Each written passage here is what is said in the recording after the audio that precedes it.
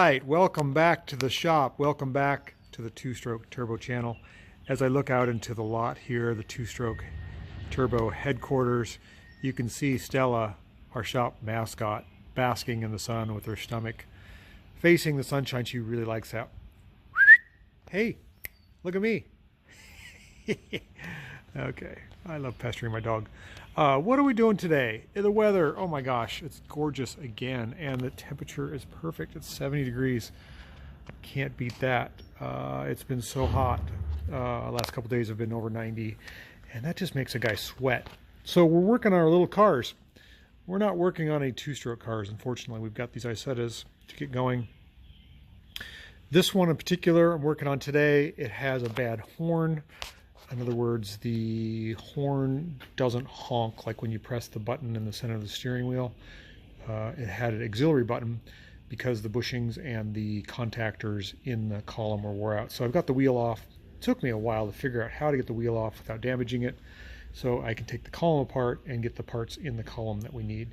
But we've got another car that is also on our list to repair. There's always more. It's this one, another bright orange beauty.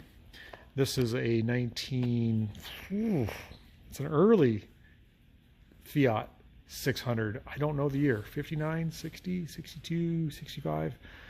Maybe it's 57. Suicide door, so it's early. The parts have come in for this, so we're going to double tag team both these cars, the red Isetta and the orange Fiat.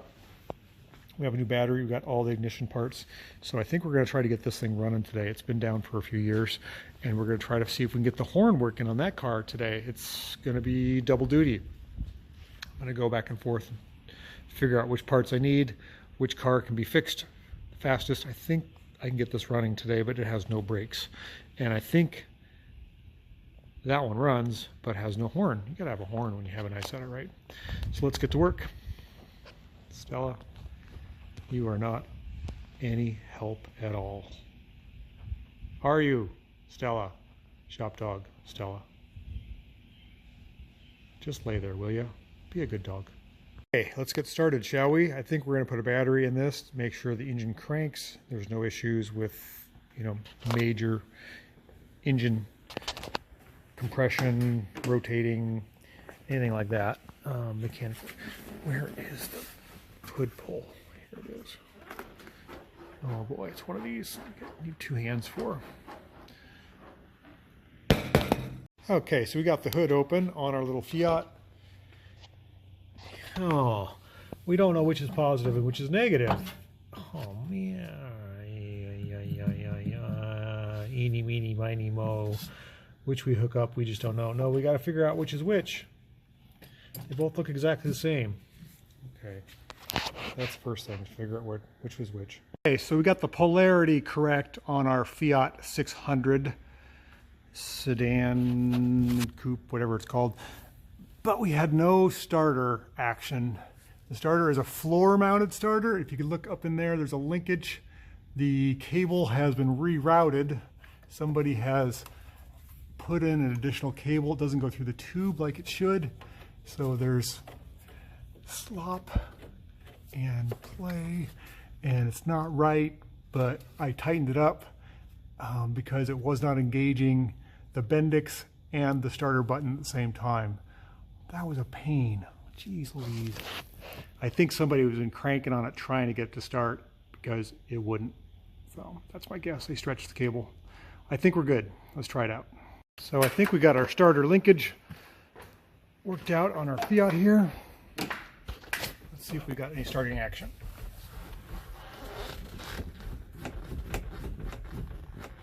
Nothing. What the?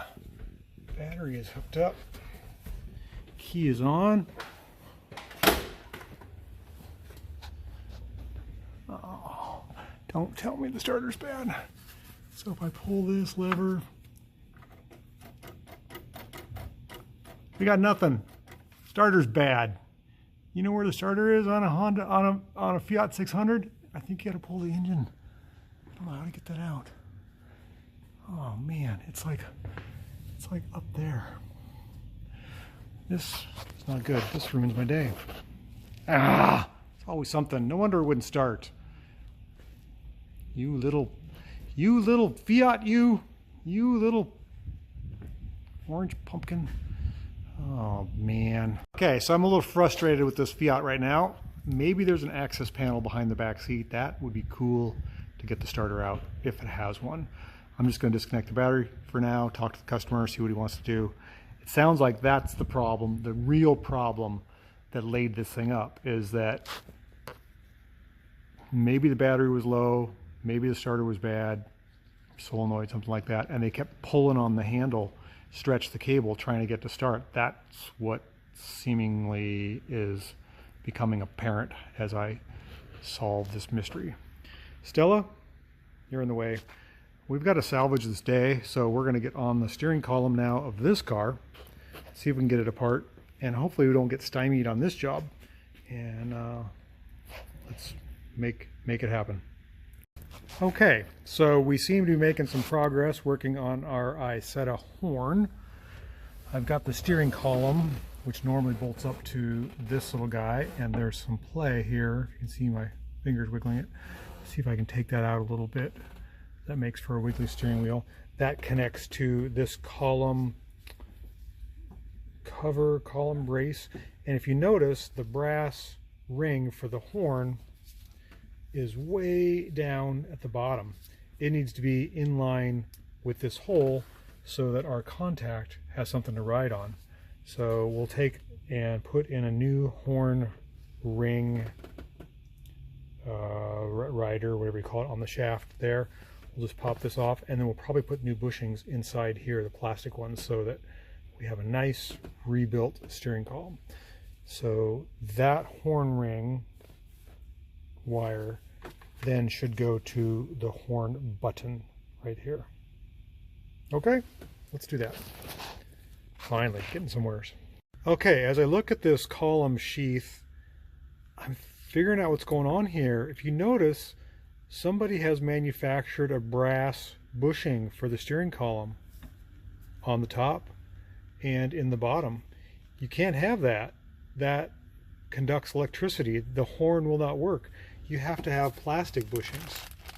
I have a feeling this broke, or the plastic bushings deteriorated, and somebody machined bronze or brass bushings, which is fine. It's probably better, but your horn will never work because this has to be insulated from the column. That's interesting. Got to figure that out.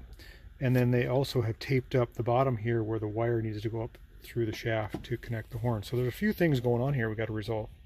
All right, Stella the shop dog is going to comfort me. Today's been one of those days where it just feels like I've been spinning my wheels all day long and nothing really gets resolved. Lots of projects to start, not a lot of closure, but that's okay, Stella. You understand, don't you? We did get some closure. It doesn't have anything to do with the two cars I was working on earlier, but it is a microcar. It's this one.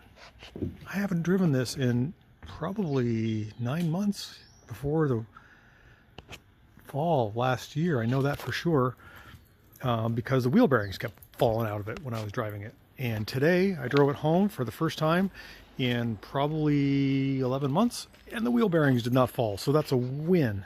It's not leaking any oil either. Been sitting here for a couple hours after I drove it home, and I drove it kind of hard. Make sure that my wheel bearings aren't falling. Yeah, they're tight, they're nice. I had such an issue with that, and then getting the rear wheels to line up with this funky swing arm suspension. It's lined up, it rode good. Popped the clutch a couple times just to make sure that no bolts broke or fell out. That's a win. So we salvaged the day, not how I planned, but some days it's just that way. You just got to go with the tide. You got to ride the tide, Stella. Hey, come here. Hey, Stella, you love me? Come here, girl. Come here. Where you? Stella, you're looking for comfort. I can see you want to hop in the back of that car. No. Come here. Oh, all right. Well, this will salvage the day too. You get a couple little pets. That's a good puppy. That's a good dog. It's a good day.